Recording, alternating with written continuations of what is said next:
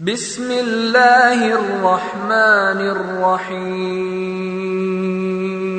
الذين يأكلون الربا لا يقومون إلا كما يقوم الذي يتخبطه الشيطان من المس ذلك بأنهم قالوا إنما البيع مثل الربا وأحل الله البيع وحرم الربا فمن جاءه موعظة من ربه فانتهى فله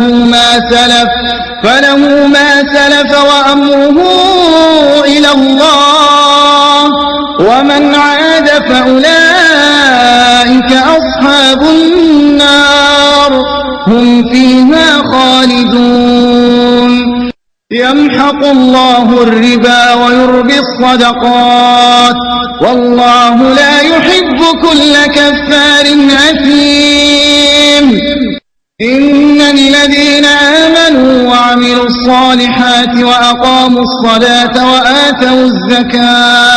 وآتوا الزكاة لهم أجرهم عند ربهم ولا خوف عليهم ولا هم يحزنون بسم الله الرحمن الرحيم إن الحمد لله نحمده ونستعينه ونستهديه ونعوذ بالله من شرور أنفسنا وسيئات أعمالنا من يهده الله فلا مضل له ومن يضلله فلا هادي له وأشهد أن لا إله إلا الله وحده لا شريك له وأشهد أن محمدا عبده ورسوله يا أيها الذين آمنوا اتقوا الله حق تقاته ولا تموتن إلا وأنتم مسلمون يا أيها الناس اتقوا ربكم الذي خلقكم من نفس واحدة وخلق منها زوجها وبث منهما رجالا كثيرا ونساء واتقوا الله الذي تساءلون به والأرحام إن الله كان عليكم رقيبا يا أيها الذين آمنوا اتقوا الله وقولوا قولا سديدا يصلح لكم أعمالكم ويغفر لكم ذنوبكم ومن يطع الله ورسوله فقد فاز فوزا عظيما ثم أما بعد فإن أصدق الكلام كلام الله وخير الهدي هدي محمد صلى الله عليه وسلم وشر الأمور محدثاتها وكل محدثة بدعة وكل بدعة ضلالة وكل ضلالة في النار സഹോദരന്മാരെ, അല്ലാഹു സുബ്ഹാനഹു വ തആലയിൽ തഖ്വയുള്ളവരാകണമെന്ന് ദീനിൻ്റെ പേരിൽ ഉണർത്തുകയും ഉപദേശിക്കുകയുമാണ്.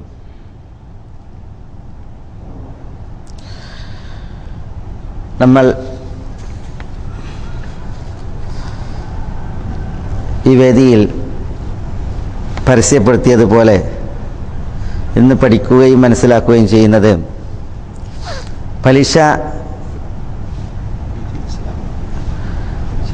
പലിശയുടെ വിധി ഇസ്ലാമിൽ എന്ന ഒരു വിഷയമാണ്.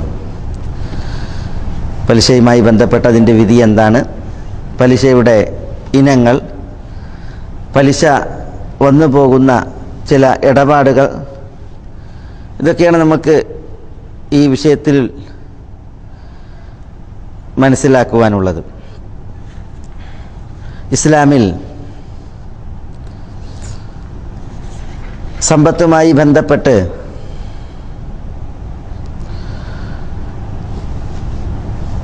മൂന്ന് ഹുക്കുമുകളാണുള്ളത്. ഒന്ന് അദിലും, മറ്റൊന്ന് ഫദ്ലും, മറ്റൊന്ന് ബുൽമുമാണ്. അദിൽ എന്ന് പറഞ്ഞാൽ നീതി. നീതിയുള്ള സാമ്പത്തിക ഇടപാട് അത് ബൈ ആണ്, കച്ചവടമാണ്. മറ്റൊരു ഹുക്മ് ഫദ്ലാണ്, ഔദാര്യവും അനുഗ്രഹവും. ഔദാര്യം, അനുഗ്രഹം എന്ന വിധിയുള്ള സാമ്പത്തിക ഇടപാട് അത് സദഖയും സകാത്തുമാണ്. മൂന്നാമത്തെ സാമ്പത്തിക രംഗത്തെ വിധി ബുൽമാണ്.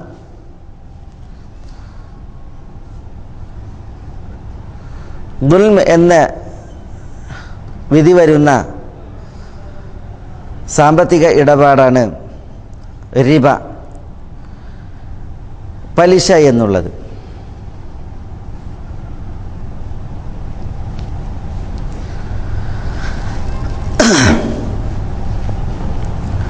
പലിശ രണ്ട് വസ്തുക്കൾ തമ്മിൽ ഇടപാട് നടത്തുമ്പോൾ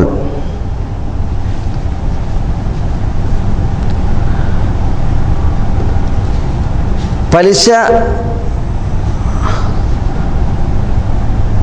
അവ രണ്ടിലും വരുന്നതാണ് എങ്കിൽ ഒന്നിൽ വർധനവ് വരുത്തലാണ് പലിശ.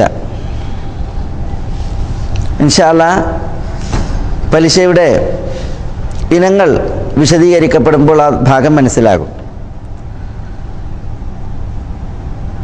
ചില വസ്തുക്കൾ കൈമാറ്റം ചെയ്യുമ്പോൾ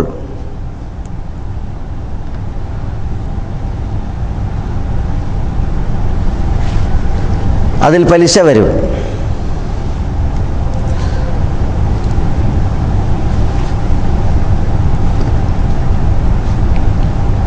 അതുകൊണ്ട് തന്നെ ആ വസ്തുക്കളെയും ഇല്ലത്തിൽ കാരണത്തിൽ ആ വസ്തുക്കളോട് യോജിക്കുന്നവയെയും കൈമാറ്റം ചെയ്യുമ്പോൾ കയ്യോട് കയ്യും തുല്യത്തിന് തുല്യവുമായിട്ടാണ് ഇടപാട് നടത്താൻ പറഞ്ഞത്. ഇവ രണ്ടിലൊന്നിൽ ഏറ്റക്കുറച്ചിൽ വന്നാൽ അത് പലിശയാണ്, റിബയാണ്.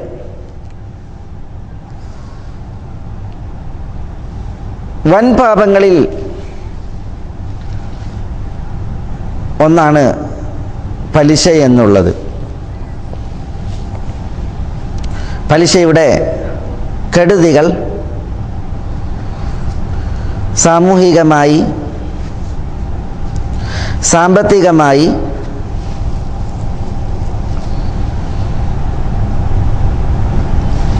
പലതും എണ്ണപ്പെടുകയും അതിനെ പണ്ഡിതന്മാർ വിശദീകരിക്കുകയും ചെയ്തിട്ടുണ്ട്.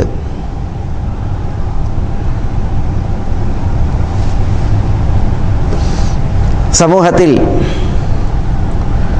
ഒരു വിഭാഗം പണിയെടുക്കാതെ അധ്വാനിക്കാതെ വളരുകയും അങ്ങനെയുള്ളൊരു വിഭാഗത്തെ പടക്കുകയും ചെയ്യുന്ന പലിശ. അപ്രകാരം സമൂഹത്തിൽ പലിശ പണക്കാർ എന്ന ഒരു സാമൂഹിക ശ്രേണി സൃഷ്ടിക്കപ്പെടുകയാണ് പലിശയിലൂടെ. പ്രസ്തുത ശ്രേണി മറ്റു വിഭാഗങ്ങളെ അടക്കി ഭരിക്കുന്ന, അവരെ തങ്ങളുടെ കീഴിലൊതുക്കുന്ന ഒരു ദുസ്ഥിതിയാണ് സംജാതമാവുക. മനുഷ്യരിൽ പോഷിപ്പിക്കപ്പെടേണ്ട, വളർത്തപ്പെടേണ്ടതായ പല ഗുണങ്ങളും പലിശ എന്ന സാമ്പത്തിക ഇടപാട് മനുഷ്യരിൽ കെടുത്തുകയും അങ്ങനെ മനുഷ്യരുടെ പല ശേഷികളെയും ഹനിക്കുകയും ചെയ്യുന്നു പലിശ എന്ന് സാമ്പത്തിക ശാസ്ത്ര വിദഗ്ധന്മാർ പലിശയുടെ സാമൂഹിക കെടുതിയെ ഉണർത്തിക്കൊണ്ട് സംസാരിച്ചിട്ടുണ്ട്. പലിശ സൃഷ്ടിക്കുന്ന സാമ്പത്തിക പരാധീനതകളും നഷ്ടങ്ങളും വളരെ വലുതാണ്. ഈ വർത്തമാന യുഗത്തിൽ അതിൻ്റെ വിശദീകരണം ആവശ്യമില്ലാത്ത വിധം പലിശ ഇടപാടിൽ സാമ്പത്തിക മേഖലയെ കെട്ടിപ്പടുക്കുകയും അഭിവൃദ്ധിപ്പെടുത്താൻ ശ്രമിക്കുകയും ചെയ്ത ലോകരാഷ്ട്രങ്ങൾ വരെ കെടുതിയുടെയും കടത്തിൻ്റെയും അപകടാവസ്ഥ നേരിടുന്നൊരു കാലഘട്ടത്തിലാണുള്ളത്. അതുകൊണ്ട് തന്നെ ഇസ്ലാമിൽ സാമ്പത്തിക അഭിവൃദ്ധിയുടെ അടിസ്ഥാനങ്ങളെക്കുറിച്ച് അമുസ്ലിമീങ്ങൾ വരെ പഠനം നടത്തുന്നൊരു കാലഘട്ടത്തിലാണ് ഇന്ന് നമ്മളുള്ളത്. പലിശ കൊണ്ട് പരാജിതരായി, നഷ്ടക്കാരായി ഇസ്ലാമിലെ സാമ്പത്തിക ശാസ്ത്രം അമുസ്ലിമീങ്ങൾ പഠന വിധേയമാക്കുമ്പോൾ പല മുസ്ലിമീങ്ങളും പല മുസ്ലിം നാടുകളും പലിശയാൽ പരാജിതരായ നാടുകളെ അനുഗമിച്ചും അവരുടെ സാമ്പത്തിക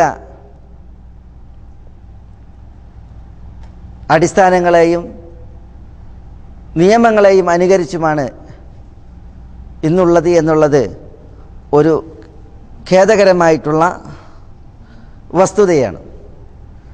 ഇസ്ലാമിൽ സാമ്പത്തിക വിഷയത്തിലെ അടിസ്ഥാനം അല്ലാഹു സുബ്ഹാനഹു വ തആലയാണ്. എല്ലാത്തിൻ്റെയും മുൽക്കും മിൽക്കും ഉള്ളവൻ അള്ളാഹു എല്ലാത്തിൻ്റെയും ഉടമസ്ഥനാണ്. അള്ളാഹു എല്ലാത്തിനെയും അധീനപ്പെടുത്തിയതാണ്. അള്ളാഹു സുബ്ഹാനഹു വ തആല ഉടമപ്പെടുത്തിയതിന് അള്ളാഹു മനുഷ്യർ അനന്തരമെടുത്ത് കൈമാറ്റം ചെയ്യുന്നവരായി അവർക്ക് കീഴ്പ്പെടുത്തി കൊടുത്തതാണ്. അതുകൊണ്ട് തന്നെ അള്ളാഹുവിൻ്റെ മുൽക്കും മിൽക്കുമാണ് മാൽ എന്നതിനാൽ അള്ളാഹു മനുഷ്യനരുളി ഈ സമ്പത്തിൽ അള്ളാഹുവിൻ്റെ നിയമങ്ങൾ പാലിക്കുവാൻ അള്ളാഹു സുബ്ഹാനഹു വ തആല മനുഷ്യരോട് ഉണർത്തുകയുണ്ടായി. അതുകൊണ്ട് തന്നെ സാമ്പത്തിക വിനിമയത്തിൽ അള്ളാഹു അവതരിപ്പിച്ച വിധിവിലക്കുകൾ എന്ത് എന്നുള്ളത് പ്രധാനമാണ്. അള്ളാഹു അനുവദിച്ച നിലക്ക് മാത്രമേ സമ്പത്ത് ഉപയോഗിക്കാവൂ. അള്ളാഹു നിഷിദ്ധമാക്കിയ സാമ്പത്തിക ഇടപാടുകളിൽ നിന്ന് മനുഷ്യന്മാർ വിട്ടു നിൽക്കേണ്ടതുണ്ട്. അത് സമ്പത്തിൻ്റെ വിഷയത്തിലൊരു അടിസ്ഥാനമാണ്. രണ്ടാമത്തേത്, അള്ളാഹു സുബ്ഹാനഹു വ തആല മനുഷ്യർക്കൊരിക്കലും ദുനിയാവ് നിഷിദ്ധാക്കിയിട്ടില്ല. അള്ളാഹു ദുനിയാവിൽ വിരക്തരായി ആഖിറത്തിൽ മാത്രം ലക്ഷ്യമിട്ട് കഴിയുവാനല്ല മനുഷ്യരോട് കൽപ്പിച്ചിട്ടുള്ളത്. പിന്നെയോ വബ്തഗി ഫീമാ ആതാകല്ലാഹ് അദ്ദാറൽ ആഖിറ വലാ തൻസ നസീബക മിനദ് ദുനിയ. ദുനിയാവിൽ മനുഷ്യർക്കുള്ള വിഹിതം വിസ്മരിക്കേണ്ടതില്ല. പക്ഷെ അള്ളാഹു അരുളിയത് കൊണ്ട് ആഖിറത്തിനെ മറന്നുകൊണ്ടുള്ള ഒരു ജീവിതം അത് മനുഷ്യർക്കുണ്ടാകാനും പാടുള്ളതല്ല. ഹുവല്ലദീ ജഅല ലക്കുമുൽ അർദ ദലൂല ഫംശു ഫീ മനാകിബിഹാ വകുലൂ മിൻ റിസ്ഖിഹി. അല്ലാഹു സുബ്ഹാനഹു വ തആല എല്ലാ മനുഷ്യർക്ക് കീഴ്പ്പെടുത്തി. അള്ളാഹു കീഴ്പ്പെടുത്തിയതിൽ മനുഷ്യന്മാർക്ക് വിരാജിക്കാം. എന്നിട്ട് അള്ളാഹുവിൻ്റെ ഉപജീവനത്തിൽ നിന്ന് മനുഷ്യന്മാർക്ക് അന്നമായി സ്വീകരിക്കുകയും ഭുജിക്കുകയും ചെയ്യാം. ഇത് അല്ലാഹു സുബ്ഹാനഹു വ തആല അനുവദിച്ചതാണ്.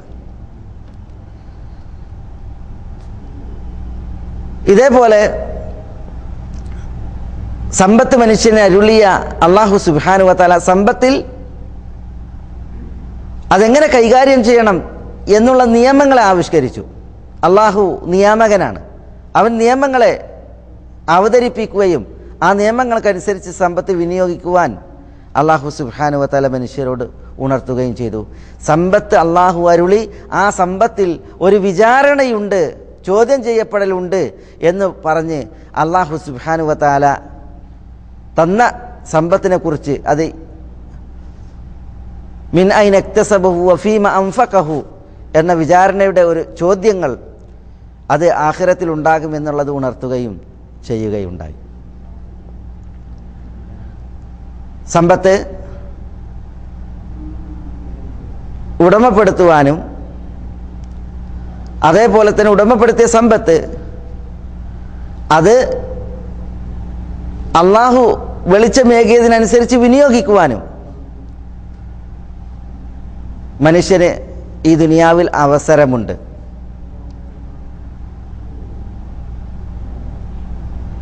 ഇതേപോലെ അല്ലാഹു സുബ്ഹാനഹു വ തആല ഒരേപോലെ എല്ലാവരെയും സമ്പത്ത് നൽകി തുല്യ സൃഷ്ടിപ്പല്ല നൽകിയിട്ടുള്ളത്. പ്രത്യേക മനുഷ്യരിൽ സമ്പത്തുള്ളവരുണ്ട്, സമ്പത്ത് കുറഞ്ഞവരുണ്ട്. അഹും യഖ്സിമൂന റഹ്മത റബ്ബിക് നഹ്നു ഖസംനാ ബൈനഹും മഈശതഹും ഫിൽ ഹയാത്തി ദുനിയ വറഫഅനാ ബഅദഹും ഫൗക ബഅദിൻ ദറജാത് ലിയത്തഖിദ ബഅദുഹും ബഅദൻ സുഖ്രിയ വറഹ്മത്തു റബ്ബിക ഖൈറും മിമ്മാ യജ്മഊൻ. അല്ലാഹു സുബ്ഹാനഹു വ തആലയാണ് പടപ്പുകൾക്കിടയിൽ അവൻ്റെ ഔദാര്യം കാരുണ്യം വിഭജിച്ചിരിക്കുന്നത്. ഭൗതിക ലോകത്ത് അല്ലാഹു മനുഷ്യർക്കുള്ള മഈശത്തിനെ വിഭജിച്ചിട്ടുണ്ട്. ചിലരേക്കാൾ അല്ലാഹു സുബ്ഹാനഹു വ തആല ഉയർത്തുകയും ചെയ്തിട്ടുണ്ട്. ലിയത്തഖിദ ബഅദുഹും ബഅദൻ സുഖ്രിയ, അത് ചിലർക്ക് കീഴ്പ്പെടുന്നൊരവസ്ഥ ഉണ്ടാകാൻ വേണ്ടിയിട്ടാണ്. എന്ന് പറഞ്ഞാൽ എല്ലാവരും ഒരേപോലെ സമ്പത്തുള്ളവരാണ് എങ്കിൽ മനുഷ്യർ ഒരു വിഭാഗം മറ്റൊരു വിഭാഗത്തിന് സഹായികളായി സേവനമനുഷ്ഠിക്കുന്നവരായിട്ട് ജീവിക്കൂല. അവിടെ ഈ ഭൂമുഖത്ത് സന്തുലിതാവസ്ഥ സാമൂഹ്യ ശ്രേണിയിൽ നിലനിൽക്കൂല. വന്നാസു ബിന്നാസി മിൻ ബദ്വിൻ വ ഹാദിറത്തിൻ ബഅദുൻ ലിബഅദിൻ വ ഇല്ലം യശ്ഉറു ഖദമു. ജനങ്ങൾ അവർ ഗ്രാമീണരാകട്ടെ നാഗരികരാകട്ടെ അവർ അറിഞ്ഞിട്ടില്ലെങ്കിലും ശരി ചിലർക്ക് സേവകരാണ്. അങ്ങനെയാണ് അല്ലാഹു സുബ്ഹാനഹു വ തആല മനുഷ്യന്മാരെ സൃഷ്ടിച്ചിട്ടുള്ളത്. പണക്കാരുണ്ട്, പണിക്കാരുണ്ട്, സമ്പന്നനുണ്ട്, ദരിദ്രനുണ്ട്. അല്ലാഹു സുബ്ഹാനഹു വ തആല ഈ ഒരു സാമൂഹിക പ്രത്യേകത മനുഷ്യരിൽ സൃഷ്ടിച്ചിട്ടുണ്ട്. ഇങ്ങനെയുള്ള ഈ ദുനിയാവിൽ സാമ്പത്തിക ഇടപാടുകളിൽ ധാരാളമാണ്. അതിൽ സമ്പത്തുകൾക്കുള്ള ഹുക്കുമുകളാണ് നമ്മൾ തുടക്കത്തിൽ പറഞ്ഞത്. ഒന്ന് അത് അദിലാണ്, അതാണ് കച്ചവടവുമായി ബന്ധപ്പെട്ടുള്ളത്. മറ്റേത് ഫദ്ലാണ്, ഔദാര്യമാണ്, അതാണ് സദഖയുമായി ബന്ധപ്പെട്ടുള്ളത്. മൂന്നാമത്തേത് ദുൽമാണ്, അന്യായവും അക്രമവും അതിക്രമവുമാണ്, അതാണ് റിബയും പലിശയും പലിശയെ പോലുള്ള മറ്റു ചില സാമ്പത്തിക ഇടപാടുകളും. നമ്മുടെ വിഷയം പലിശയാണ്. എന്താണ് പലിശയുടെ ഹുക്കും? പലിശ വൻപാപമാണ്. എല്ലാ ശരീഅത്തുകളിലും പലിശ നിഷിദ്ധമാക്കപ്പെട്ടിട്ടുണ്ട്. ഫബിദുൽമിൻ മിനല്ലദീന ഹാദു ഹറംന അലൈഹിം ത്വയ്യിബാത്തിൻ ഉഹില്ലത് ലഹും വബിസദ്ദിഹിം അൻ സബീലില്ലാഹി കസീറ വഅഖ്ദിഹിമുർ റിബ വഖദ് നുഹു അൻ. ഫബിദുൽമിൻ മിനല്ലദീന ഹാദു, യഹൂദന്മാരുടെ അന്യായങ്ങൾ കാരണത്താൽ, ഹറംന അലൈഹിം ത്വയ്യിബാത്തിൻ ഉഹില്ലത് ലഹും, അവർക്ക് അനുവദിക്കപ്പെട്ട ധാരാളം ത്വയ്യിബാത്തുകളെ, നല്ല വസ്തുക്കളെ നാം അവർക്ക് ഹറാമാക്കി. വബിസദ്ദിഹിം അൻ സബീലില്ലാഹി കസീറ, അള്ളാഹുവിൻ്റെ മാർഗത്തിൽ നിന്ന് അവർ ആളുകളെ തടുക്കുകയും ചെയ്തത് കാരണത്താൽ. വഅഖ്ദിഹിമുർ റിബ വഖദ് നുഹു അൻ, പലിശയെ തൊട്ട് യഹൂദന്മാർ വിരോധിക്കപ്പെട്ടിരുന്നു, അതോടൊപ്പം അവർ പലിശ സ്വീകരിക്കുകയും ചെയ്തു. അതിനാൽ അവർക്ക് അനുവദിക്കപ്പെട്ട കുറേ വസ്തുക്കളെ നാം അവർക്ക് ഹറാമാക്കി എന്ന് അല്ലാഹു സുബ്ഹാനഹു വ തആല പറയണം, അവർക്ക് നിഷിദ്ധമാക്കി. ഇവിടെ ഒരു കാര്യം നമുക്ക് മനസ്സിലാക്കാനുള്ള ഈ ആയത്തിൽ നിന്ന്, യഹൂദന്മാരുടെ മേൽ പലിശ ഹറാമായിരുന്നു, അതാണ് വഖദ് നുഹു അൻ, അവർ അതിനെ തൊട്ട് വിരോധിക്കപ്പെട്ടവരായിരുന്നു. അപ്പോൾ യഹൂദന്മാർക്ക് പലിശ ഹറാമായിരുന്നു. വേദപുസ്തകങ്ങളിൽ ചില വചനങ്ങൾ കാണുവാൻ സാധിക്കും, അവരോട് പലിശ സ്വീകരിക്കരുത്, പലിശ കടക്കാരോട് വാങ്ങരുത് എന്നറിയിക്കുന്നതായ വചനങ്ങൾ.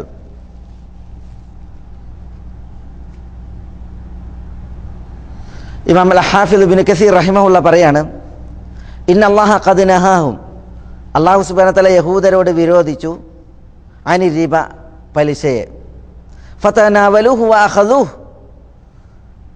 അല്ലാഹു വിരോധിച്ച പലിശ അവർ കൈകാര്യം ചെയ്യുകയും അവർ അത് സ്വീകരിക്കുകയും ചെയ്തു. വഹ്താലു അലൈഹി ബിഅൻവാഇൽ ഹിയൽ, കുറേ തന്ത്രങ്ങൾ അവർ അതിൽ പയറ്റി.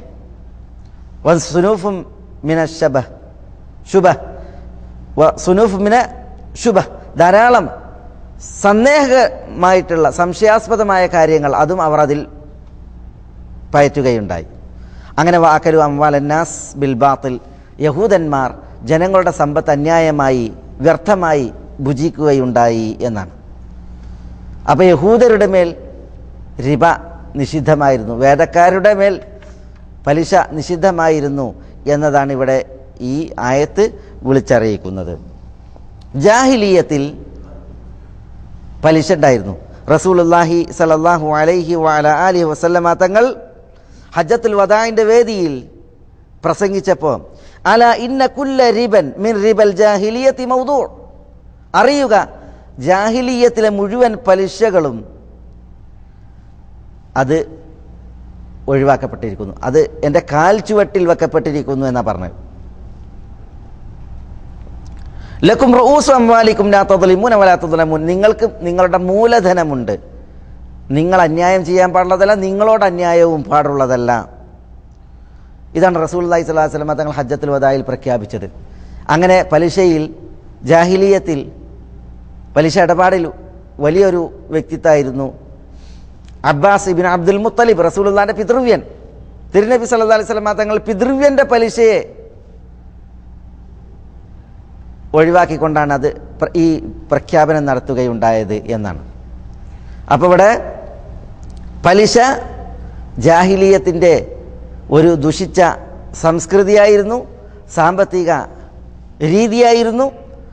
വിശുദ്ധ ഖുർആനിൽ അല്ലാഹു സുബ്ഹാനഹു വതആല പലിശയെ നിഷിദ്ധമാക്കിയ ആയത്തുകളിലൂടെ കണ്ണോടിച്ചാൽ പലിശയുടെ ഗൗരവം അത് ശരിക്കും നമുക്ക് മനസ്സിലാക്കുവാൻ സാധിക്കും. യാ അയ്യുഹല്ലദീന ആമനുത്തഖുല്ലാഹ് വദറൂ മാ ബഖിയ മിനർ റിബ. സത്യവിശ്വാസികളെ, നിങ്ങൾ അള്ളാഹുവിനെ സൂക്ഷിക്കണം, പലിശയിൽ നിന്ന് ശേഷിക്കുന്നത് നിങ്ങൾ ഉപേക്ഷിക്കുകയും വേണം. ഇൻ കുന്തും മുഅ്മിനീൻ. അപ്പോൾ നിങ്ങൾ വിശ്വാസികളാണെങ്കിൽ. അപ്പോൾ ഇസ്ലാം സ്വീകരിച്ച ആളുകൾ പലരും ജാഹിലിയത്തിലെ പലിശയുമായി ബന്ധമുള്ളവരായിരുന്നു. അവരോടത് ഒഴിവാക്കാൻ വേണ്ടിയിട്ട് അല്ലാഹു സുബ്ഹാനഹു വതആല പറയാണ്, ഫഇല്ലം തഫ്അലു ഫഅ്ദനു ബിഹർബിൻ മിനല്ലാഹി വറസൂലിഹി വഇൻ തുബ്തും ഫലക്കും റൂഊസു അംവാലിക്കും ലാ തദ്ലിമൂൻ വലാ തുദ്ലമൂൻ. എന്താ? നിങ്ങൾ പലിശ ഒഴിവാക്കുന്നില്ല എങ്കിൽ ഫഅ്ദനു ബിഹർബിൻ മിനല്ലാഹ്, അല്ലാഹുവിൽ നിന്നുള്ള യുദ്ധപ്രഖ്യാപനം, അതിന് ഉള്ള വിളംബരാണ്. വറസൂലിഹി, അല്ലാഹുവിൻ്റെ റസൂൽ സല്ലല്ലാഹു അലൈഹി വസല്ലം തങ്ങളിൽ നിന്നും. വഇൻ തുബ്തും ഫലക്കും റൂഊസു അംവാലിക്കും ലാ തദ്ലിമൂൻ വലാ തുദ്ലമൂൻ. ഇമാം ഇബ്നു ജരീർ അത്തബരി റഹ്മത്തുള്ളാഹി അലൈഹി തഫ്സീറിൽ മുജാഹിദിൽ നിന്നുള്ള റിവായത്ത് കൊടുത്തിട്ടുണ്ട്. എന്താ റിവായത്തുള്ളത്? കാനു ഫിൽ ജാഹിലിയ്യത്തി യകൂനു ലിർറജുലി അല റജുലി ദൈൻ ഫയഖൂലു ലക കദാ വകദാ വതുഅഖിർ അന്നി ഫയുഅഖർ അൻഹു. എന്താ? ഒരാൾക്ക് ഇടപാടുണ്ടാവും, കടമിടപാട് ജാഹിലിയ്യത്തിൽ. അങ്ങനെ കടം വീട്ടേണ്ട അവധി എത്തിയിട്ടുണ്ട് എങ്കിൽ വന്നിട്ട് പറയും, നിനക്ക് ഞാൻ ഇന്നതൊക്കെ തരാം, നീ എന്നെ തൊട്ട് പിന്തിപ്പിക്ക് എന്ന് പറഞ്ഞെങ്കിൽ കടത്തിൻ്റെ അവധി നീട്ട്, എനിക്ക് ഇന്നതൊക്കെ തരാം. അപ്പം കടത്തിൻ്റെ അവധി നീട്ടിക്കൊടുക്കുമെന്നാണ്. അപ്പം കടം കൊള്ളുകയും കടം വീട്ടേണ്ട അവധി എത്തിയാൽ അവധി നീട്ടുന്നതിന് പകരം പണം പറ്റുക അല്ലെങ്കിൽ പകരം പറ്റുക, ഇതായിരുന്നു ജാഹിലിയത്തിലെ പലിശയുടെ രീതി എന്നുള്ളതാണ്.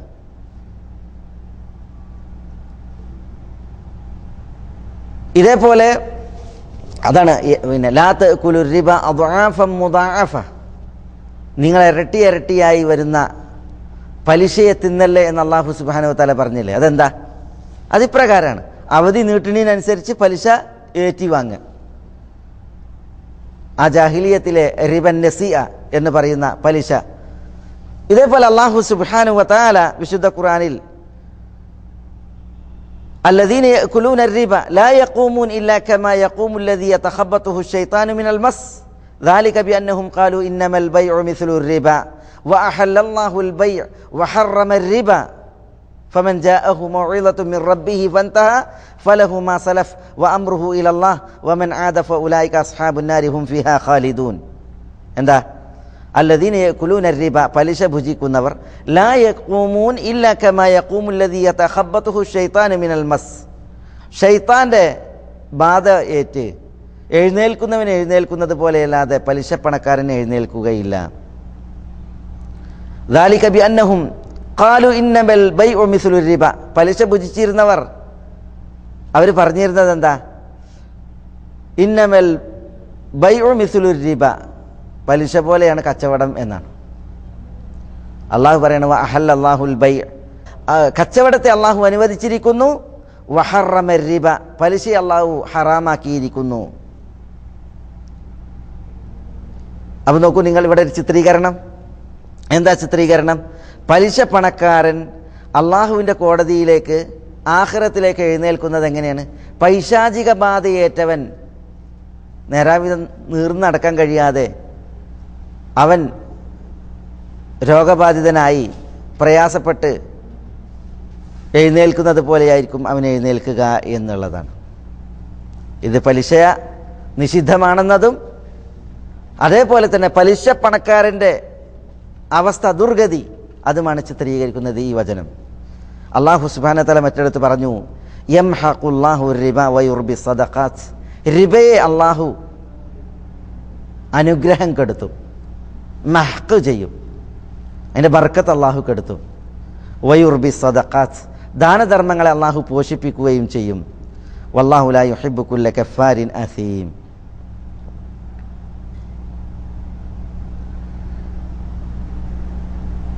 അപ്പം നോക്കൂ നിങ്ങൾ, ഈ ആയത്തുകൾ പലിശയുടെ വിധിയും അതേപോലെ തന്നെ പലിശയുടെ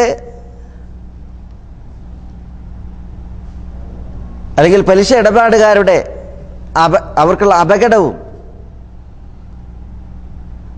ഇവിടെ നമുക്ക് വിശദീകരിക്കുകയും മനസ്സിലാക്കി തരികയും ചെയ്യുകയാണ്. നബിയുന മുഹമ്മദുൻ സല്ലല്ലാഹു അലൈഹി വഅല ആലിഹി വസല്ലമ തങ്ങൾ അവിടുത്തെ തിരുമൊഴികളിൽ ഇതേപോലെ ധാരാളം വിഷയങ്ങൾ നമ്മളെ ഉണർത്തിയിട്ടുണ്ട്. പലിശയുമായി ബന്ധപ്പെട്ട് പലിശ പണക്കാരുടെ അവസ്ഥ, അതേപോലെ തന്നെ പലിശയുടെ വിധി. തുടക്കത്തിൽ നമ്മൾ യഹൂദന്മാരുമായി ബന്ധപ്പെട്ട് അള്ളാഹു പറഞ്ഞ വചനം പറഞ്ഞില്ലേ? എന്താ അള്ളാഹു പറയണ? ഹറംന അലൈഹിം ത്വയ്യിബാത്തിൻ ഉഹില്ലത് ലഹും. യഹൂദന്മാർക്ക് അനുവദിക്കപ്പെട്ടിരുന്ന ധാരാളം നല്ല വസ്തുക്കൾ അള്ളാഹു അവർക്ക് നിഷിദ്ധമാക്കിയതാണ്, അള്ളാഹു അവർക്ക് തടഞ്ഞു എന്നാണ്. എന്തേ കാരണം? ഒന്ന് ഫബി ദുൽമി മിനല്ലദീന ഹാദു, യഹൂദന്മാരുടെ അന്യായം കാരണത്താൽ. അതേപോലെ തന്നെ വബിസദ്ദിഹിം അൻ സബീലില്ലാഹ്, അള്ളാഹിന്റെ മാർഗത്തിൽ അവർ ആളുകളെ തടഞ്ഞത് കാരണത്താൽ. പിന്നെന്താ പറഞ്ഞത്? വ അഖ്ദിഹിമുർ റിബ, പലിശ അവർ സ്വീകരിച്ചത് കാരണത്താൽ എന്നാണ്. പലിശ സ്വീകരിച്ചതിനാൽ അള്ളാഹു ഹലാലാക്കിയത് പല നല്ലതൊക്കെ അള്ളാഹു അവർക്ക് തടഞ്ഞു എന്നാണ്. ഏതൊരു നാടാണ് പലിശയുമായി ഇടപെടുന്നത്, ഏതൊരു ജനവിഭാഗമാണോ പലിശയുമായി ഇടപഴകുന്നത്, അവർക്കൊക്കെ ത്വയ്യിബാത്തിനെ അള്ളാഹു സുബ്ഹാനഹു വ തആല തടഞ്ഞതായിട്ട് കാണാൻ സാധിക്കും. നല്ല വസ്തുക്കൾ അവർക്ക് തടയപ്പെട്ടത് കാണാൻ സാധിക്കും. ഈ ഒരു അവസ്ഥ, അള്ളാഹു അനുവദിച്ചതായ ത്വയ്യിബാത്ത് തടയപ്പെട്ട അവസ്ഥ വ്യക്തികളിൽ, കുടുംബങ്ങളിൽ, സാമൂഹ്യ തലങ്ങളിൽ, രാഷ്ട്രങ്ങളിൽ വരെ ഈ ഒരു ദുരന്തം കാണാൻ സാധിക്കും. അതൊരു മുന്നറിയിപ്പാണ്. പലിശ ഇടപാട് അത് ഹറംന അലൈഹിം ത്വയ്യിബാത്തിൻ ഉഹില്ലത് ലഹും, അവർക്ക് അനുവദിക്കപ്പെട്ട പല നല്ല വസ്തുക്കളും നാം അവരുടെ മേൽ ഹറാമാക്കി. അപ്പം അള്ളാഹു സുബ്ഹാനഹു വ തആലയിൽ നിന്നുള്ള വിലക്കും അള്ളാഹുവിൽ നിന്നുള്ള തടയലും അള്ളാഹു സുബ്ഹാനഹു വ തആല നിഷിദ്ധമാക്കലുമൊക്കെ ഉണ്ടാകും പലിശ ഇടപാടുകാർക്ക്. എന്തുതന്നെയാണ് നിഷിദ്ധാക്കുക? അനുവദിക്കപ്പെട്ടതായ നല്ല വസ്തുക്കളെ തടയുക എന്നുള്ളതാണ്. നല്ല ഉപജീവനങ്ങൾ, നല്ല രീതിയിലുള്ളതായ സൗഖ്യത്തിൻ്റെ സുഖത്തിൻ്റെ വിഭവങ്ങൾ, ഇത് അല്ലാഹു സുബ്ഹാനഹു വ തആല തടയുന്ന ഒരു അവസ്ഥ ഉണ്ടാകും എന്നുള്ളതാണ്. റസൂലുള്ളാഹി സ്വല്ലല്ലാഹു അലൈഹി വസല്ലം തങ്ങൾ വൻപാപങ്ങൾ വെടിയാൻ പറഞ്ഞപ്പോൾ ഇജ്തനിബു സബ്അൽ മൂബിഖാത്ത്, നാശകാരികളായ 7 വൻപാപങ്ങളെ വെടിയുവാൻ പറഞ്ഞപ്പോൾ അതിൽ തിരുനബി എണ്ണിയത് ഒന്ന് വ അക്ലു റിബ, പലിശ തിന്നുക എന്നുള്ളതാണ്.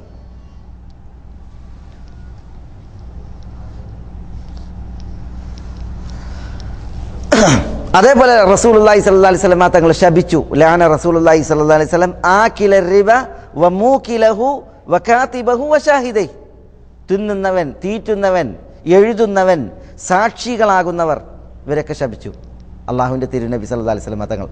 ഹും സവാ എന്നാണ് തിരുനബി പറഞ്ഞത്, അവർ സമന്മാരാണ് എന്നാണ് പറഞ്ഞത്. ഇതേപോലെ തിരുനബി സല്ലല്ലാഹു അലൈഹി വസല്ലം തങ്ങൾ പറഞ്ഞു, മാ അഹദുൻ അക്സറ മിനർ റിബ ഇല്ലാ കാന ആഖിബതു അംരിഹി ഇലാ ഖില്ല.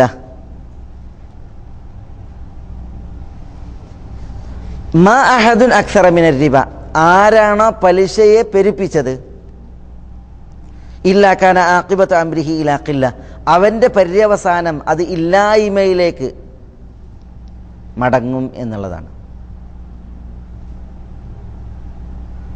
അപ്പം പലിശ പണക്കാരൻ്റെ ഫ്യൂച്ചർ അത് ഇല്ലായ്മയിലേക്ക്, സാമ്പത്തിക പരാധീനതയിലേക്ക്, സാമ്പത്തിക കെടുതിയിലേക്കാണ് എന്നാണ് റസൂലുള്ളാഹി സ്വല്ലല്ലാഹു അലൈഹി വസല്ലം തങ്ങൾ പറഞ്ഞിട്ടുള്ളത്. മറ്റൊരു തിരുമൊഴി അർറിബ സലാസത്തുൻ വസബഊന ബാബൻ ഐസറുഹാ മിസ്ല യൻകിഹ അർറജുലു ഉമ്മഹു വ ഇന്ന അർബർ റിബ ഇർദുർ റജുൽ അൽ മുസ്ലിം. പലിശയുടെ 73 ബാബുകളെ കുറിച്ചാണ് ഇവിടെ പറയുന്നത്. അതിലേറ്റവും എളുപ്പമായത് ഒരു മനുഷ്യൻ സ്വന്തം മാതാവിനെ പ്രാപിക്കുന്നതിന് തുല്യം എന്നാണ്. അപ്പം അത്രമാത്രം ഒരു വഷളായ ഒരു ചിത്രീകരണം പലിശയുടെ വിഷയത്തിൽ റസൂലുള്ളാഹി സ്വല്ലല്ലാഹു അലൈഹി വസല്ലം തങ്ങളിൽ നിന്ന് വന്നത് കാണാൻ സാധിക്കും. അബ്ദുല്ലാഹി ഇബ്നു ഹംബല റളിയല്ലാഹു അൻഹുവിൽ നിന്നുള്ള ഹദീസിൽ നബി സല്ലല്ലാഹു അലൈഹി വസല്ലം തങ്ങൾ പറയാണ്, ദിർഹമു റിബൻ യഅകുലുഹു റജുൽ, ഒരു മനുഷ്യൻ തിന്നുന്ന ഒരു ദിർഹം പലിശ, ഒരു ദിർഹം, വഹുവ യഅലം, അറിഞ്ഞുകൊണ്ടാണ് ആ പലിശ തിന്നുന്നത് എങ്കിൽ അത് അശദ്ദു മിൻ 36 സനിയ, 36 തവണ വ്യഭിചരിക്കുന്നതിന് അതിനേക്കാൾ കഠിനം എന്നാണ്.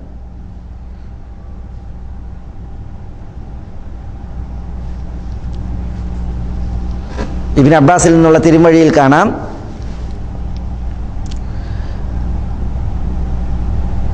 ഇദാ ബഹറ الزنا والربا في قرية فقد أحلوا بأنفسهم عذاب الله. ഇദാ ബഹറ الزنا والربا, സിനയും റിബയും പലിശയും വ്യഭിചാരവും ഒരു നാട്ടിൽ വ്യാപകമായാൽ ഫഖദ് അഹല്ലു ബി അൻഫുസിഹിം അദാബല്ലാഹ്, അവർ തങ്ങൾക്ക് അള്ളാഹുവിൻ്റെ ശിക്ഷയെ അവരെ ഇറക്കിയിരിക്കുന്നു, പഠിച്ചവൻ്റെ അദാബ് അവർ ചോദിച്ചു വാങ്ങിയിരിക്കുന്നു എന്ന രീതിയിലാണ് റസൂലുള്ളാഹി സ്വല്ലല്ലാഹു അലൈഹി വസല്ലം തങ്ങൾ ഉണർത്തുന്നത്. അതിൻ്റെ ഗൗരവം ഇതൊക്കെ ഈ അസറുകളൊക്കെ ഷെയ്ഖ് അൽബാനിയെ പോലുള്ളതായ പണ്ഡിതന്മാർ സഹീഹ് എന്ന് വിശേഷിപ്പിച്ചതായ അസറുകളാണ്. സമുറ ഇബ്നു ജുന്ദുബ് റളിയല്ലാഹു അൻഹുവിൽ നിന്ന് ഇമാം ബുഖാരി സഹീഹ് റിവായത്ത് ചെയ്യുന്ന ഹദീസിൽ റസൂലുള്ളാഹി സ്വല്ലല്ലാഹു അലൈഹി വസല്ലം തങ്ങൾ ഒരു വ്യക്തിയെ കാണുകയാണ്. എന്താ ഹദീസിലുള്ളത്? ഫൻതലഖ്നാ ഹത്താ അതൈനാ അലാ നഹ്രിൻ മിൻ ദം ഫീഹി റജുലുൻ ഖായിമുൻ വഅലാ വസത്തിൻ നഹ്രി റജുലുൻ ബൈന യദൈഹി ഹിജാറ ഫഅഖ്ബല الرجل الذي في النهر فإذا أراد أن يخرج رمى الرجل بحجر في فيه എന്നാണ്. അതായത് റസൂലുള്ളാഹി സ്വല്ലല്ലാഹു അലൈഹി വസല്ലം തങ്ങൾ ചോര നിറഞ്ഞൊഴുകുന്ന ഒരു പുഴ കാണുകയാണ്. അതിൻ്റെ മധ്യത്തിൽ ഒരാൾ നിൽക്കുന്നുണ്ട് കല്ലായിട്ട്, ഒരാൾ ആ പുഴയിൽ നീന്തി തുടിക്കുന്നുണ്ട്. നീന്തുന്നവൻ ഈ മനുഷ്യൻ്റെ അടുക്കലേക്ക് എത്തിയിട്ടുണ്ടെങ്കിൽ അവൻ്റെ വായയിലേക്ക് നിൽക്കുന്ന വ്യക്തി ഒരു കല്ലെറിയുകയാണ്. അപ്പോൾ കല്ല് ആരെയാണ് എറിയണത്? ആ നീന്തുന്ന വ്യക്തി ഉണ്ടല്ലോ, അയാൾ വന്നിടത്തേക്ക് ആ കല്ലേറ് കൊണ്ടിട്ട്, തൊള്ളയിലെ കല്ലല്ലേ, അവിടേക്ക് താഴുകയാണ്. അങ്ങനെ എപ്പോഴൊക്കെ ആ ചോര നിറഞ്ഞൊഴുകുന്ന പുഴയിൽ നിന്ന് ഇയാൾ രക്ഷപ്പെടാൻ ശ്രമിക്കുന്നു, അവിടെയൊക്കെ എന്ത് ചെയ്യാണ്? ഇയാളെ കല്ലെറിയാണ്, ഇയാളെ തൊള്ളയിലേക്ക്. അങ്ങനെ റസൂലുള്ളാഹി സ്വല്ലല്ലാഹു അലൈഹി വസല്ലം തങ്ങളോട് പറയണം, ആരാണത്, എന്തിനാണ് അയാളെ ശിക്ഷിക്കപ്പെടുന്നത് എന്നുള്ളത് ചോദിച്ചപ്പോൾ, അല്ലദീ റഅയ്തുഹു ഫിൻ നഹർ ആകിലു റിബ, ആ ചോര നിറഞ്ഞൊഴുകുന്ന പുഴയിൽ ഞാൻ കണ്ടത് പലിശ തിന്നുന്ന മനുഷ്യനെയാണ് എന്നാണ് തിരുനബി സല്ലല്ലാഹു അലൈഹി വസല്ലം തങ്ങൾ പറഞ്ഞത്. ഇമാം ബുഖാരിയുടെ റിവായത്താണ്. അതൊക്കെ പലിശയുടെ അപകടം, അതേപോലെ തന്നെ പലിശ പണ തിന്നുന്നവൻ്റെ അവസ്ഥ, ഇതാണിത് ചിത്രീകരിക്കുന്നത്. റസൂലുള്ളാഹി സ്വല്ലല്ലാഹു അലൈഹി വസല്ലം തങ്ങളുടെ ഈ തിരുമൊഴികൾ. അതുകൊണ്ട് തന്നെ ഇസ്ലാമിൽ പലിശ നിഷിദ്ധമാണ്. വൻപാപങ്ങളിൽ വൻപാപവുമാണ് പലിശ. അതുകൊണ്ട് പലിശ നമ്മളിലേക്ക്, നമ്മളുടെ വരുമാനത്തിലേക്ക് വന്നു ചേരുന്നത്, നമ്മുടെ വയറ്റിലേക്ക് ഭക്ഷണമായി ഇറങ്ങുന്നത് വളരെ ഗൗരവത്തിലാണ് നമ്മൾ കണക്കിലെടുക്കേണ്ടത്, സൂക്ഷിക്കേണ്ടത്. നമ്മൾ ജീവിക്കുന്നതായി ഈ ആധുനിക യുഗത്തിൽ പലവിധ പേരുകളിൽ പലിശ സാമ്പത്തിക വിഷയങ്ങളിൽ കയറിക്കൂടുന്ന, ഇടം പറ്റുന്ന ഒരു അവസ്ഥയാണുള്ളത്. പല ഇടപാടുകളുണ്ട്, പല സാമ്പത്തിക വിഷയങ്ങളുണ്ട് പലിശയുമായി ബന്ധപ്പെടുന്നത്. ശർഈയായ മതവിധികൾ എന്താണ് സാമ്പത്തിക വിഷയങ്ങളിൽ, അതുപോലെ ഇടപാടുകളിൽ? ഇത് അനിവാര്യമായും അന്വേഷിച്ചു കൊണ്ടായിരിക്കണം അത്തരം ഇടപാടുകളിൽ ആളുകളാകുന്നത് എന്നാണ് ഇവിടെ ഉണർത്തുവാനുള്ളത്. പണ്ഡിതന്മാർ രണ്ട് രീതിയിലുള്ള പലിശയെക്കുറിച്ച് ഉണർത്തിയിട്ടുണ്ട്. ഒന്ന് റിബൻ നസീഅയാണ്. റിബൻ നസീഅ എന്ന് പറഞ്ഞാൽ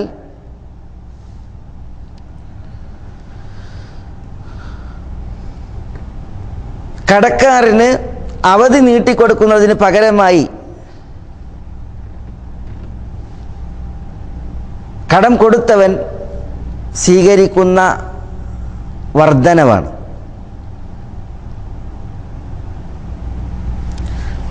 ഒരാൾ 1000 റിയാൽ കടം കൊടുക്കുകയാണ്. ഒരു കൊല്ലം കഴിഞ്ഞിട്ട് തന്നാൽ മതി.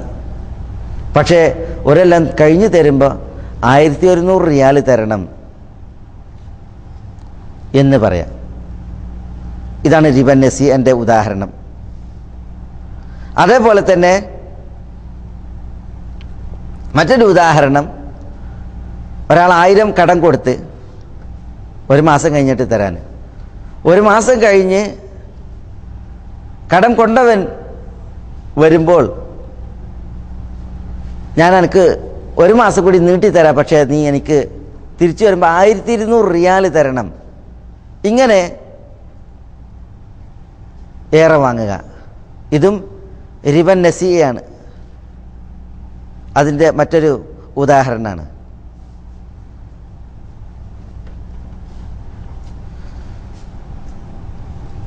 അല്ലാഹു സുബ്ഹാനഹു വ തആല വിശുദ്ധ ഖുർആനിൽ യാ അയ്യുഹല്ലദീന ആമനൂ ലാ തഅകുലു റിബ അദ്ആഫൻ മുദാഅഫ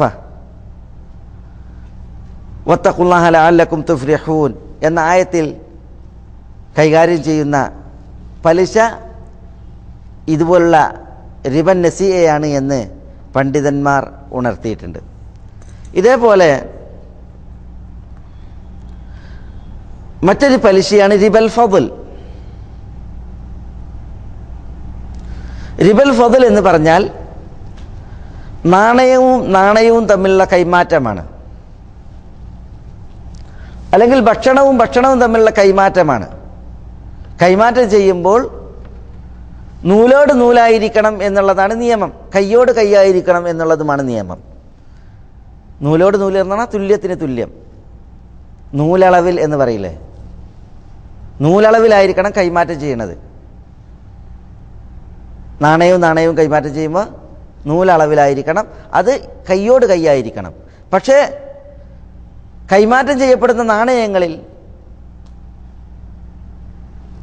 ഒരേ വർഗത്തിൽപ്പെട്ടത് കൈമാറ്റം ചെയ്യുമ്പോൾ അതിൽ കൂടുതൽ ഉണ്ടായാൽ അത് പലിശയാണ്. അതാണ് റിബൽ ഫദ്ൽ എന്ന് പറയുന്നത്. ഇതേപോലെ കൈമാറ്റം ചെയ്യപ്പെടുന്ന ഭക്ഷ്യവസ്തുക്കൾ ഒരേ വർഗത്തിൽപ്പെട്ടത് കൈമാറ്റം ചെയ്യുമ്പോൾ, ഇപ്പോൾ കാരക്കയും നെല്ലും ഗോതമ്പും ബാർലിയും ഇങ്ങനെ ഒരേ വർഗത്തിൽപ്പെട്ടത് കൈമാറ്റം ചെയ്യുമ്പോൾ അത് നൂലളവിലായിരിക്കണം, കയ്യോട് കയ്യായിരിക്കണം. പക്ഷേ കൈമാറ്റം ചെയ്യുമ്പോൾ ഒന്നിൽ വർധനവുണ്ടായാൽ അത് പലിശയാണ്. അതിനാണ് റിബൽ ഫദ്ൽ എന്ന് പറയുക. റിബൻ നസീഅയും റിബൽ ഫദ്ലും തമ്മിലുള്ള വ്യത്യാസം, റിബൻ നസീഅ നമ്മൾ പറഞ്ഞു കൈമാറ്റം ചെയ്യുക, പക്ഷേ അവധി എത്തിയിട്ടുണ്ട് എങ്കിൽ അവധി നീട്ടിത്തരാം, ഏറെ തരാ എന്നുള്ള വ്യവസ്ഥയിൽ. അല്ലെങ്കിൽ കടം കൊടുക്കുമ്പോൾ വീട്ടുന്ന സമയത്ത് കൂടുതൽ തരണം എന്ന നിലക്ക് കടം കൊടുക്കുക. ഇതാണ് റിബൻ്റെ 2 ഇനങ്ങൾ.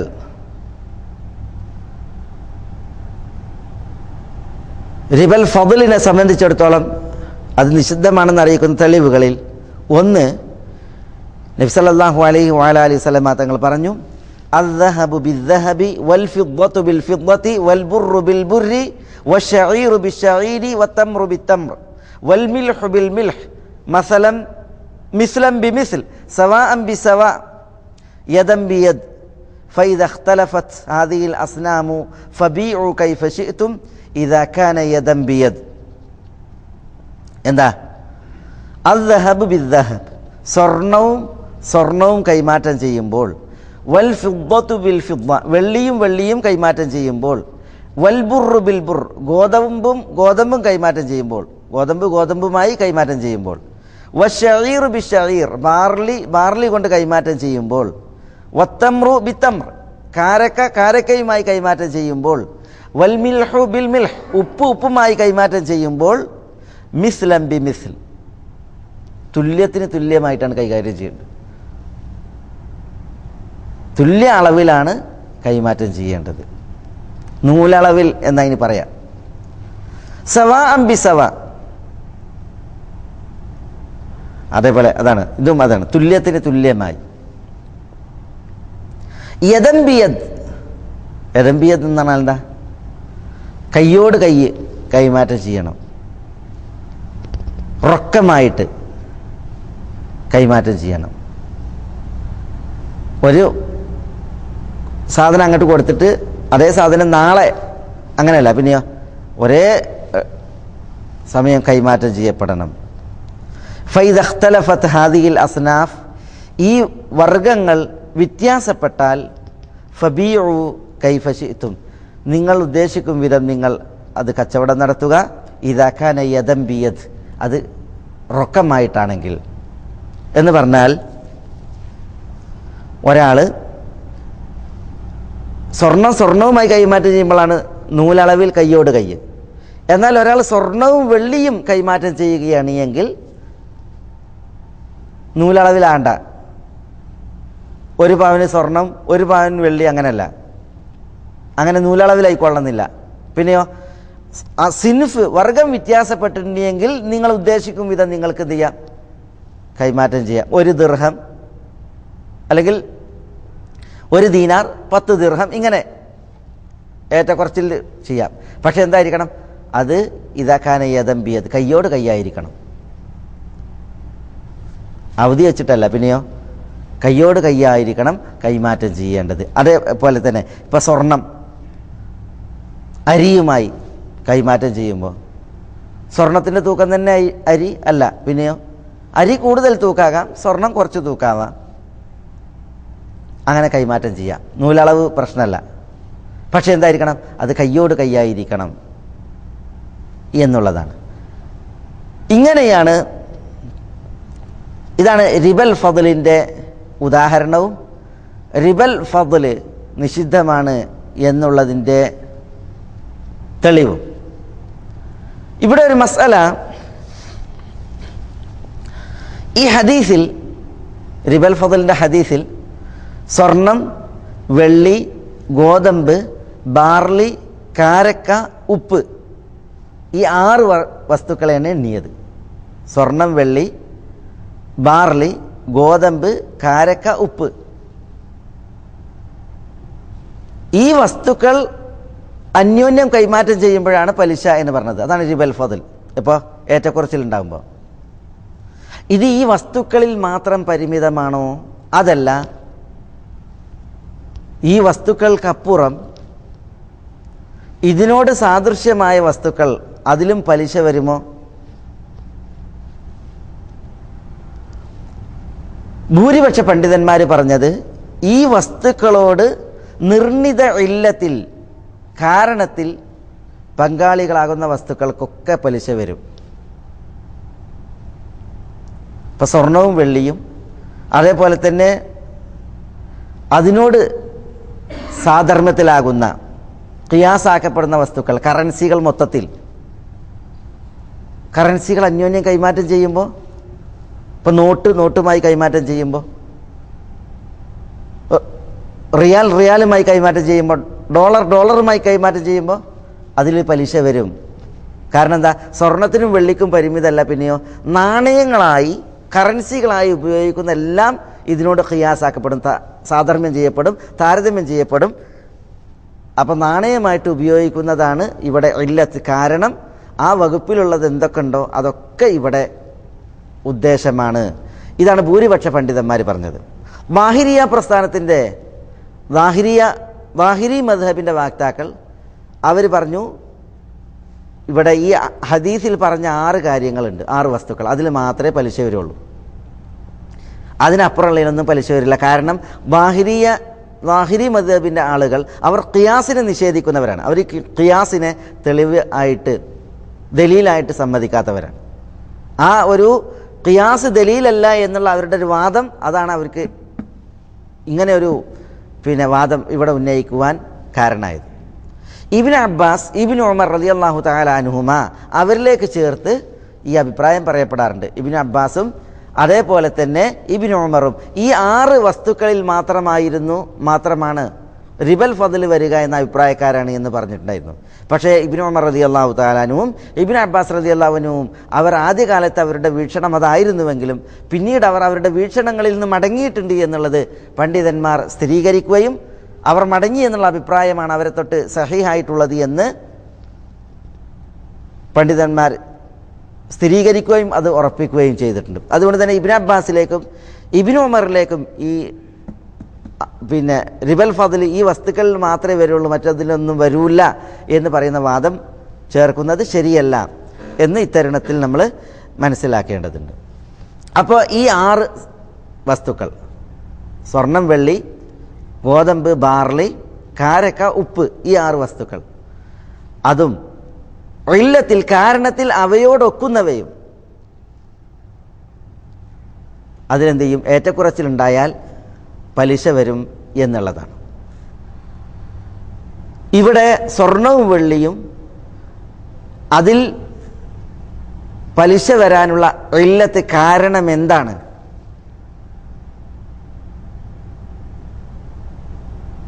ചിലർ പറഞ്ഞു, ഫുഖഹാക്കളിൽ ചിലർ പറഞ്ഞു അവിടെ അത് അസ്മാനുകളാണ്. അതെന്താണ്? കറൻസികളാണ്, വിലയാണ്. അപ്പോൾ വിലയായി കറൻസി ആയിട്ട് ആളുകൾ ഉപയോഗിക്കുന്നതിലൊക്കെ എന്ത് വരും? പലിശ വരും. അപ്പോൾ ഉറുപ്പികയുമായി കൈമാറ്റം ചെയ്യുമ്പോൾ തുല്യമായിരിക്കണം. ഡോളറുമായിട്ട് കൈമാറ്റം ചെയ്യുമ്പോൾ തുല്യമായിരിക്കണം എന്നാണ് അവർ പറഞ്ഞത്. ചിലർ പറഞ്ഞത് ഇല്ലത്ത് വസ്നാണ്, തൂക്കുക എന്നുള്ളതാണ്.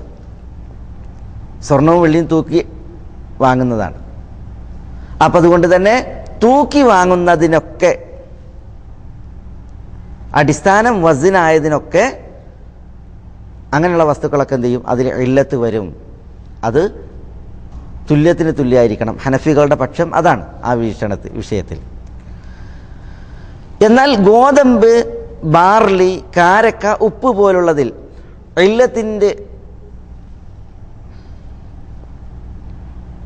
ഇല്ലത്ത് എന്താണ്?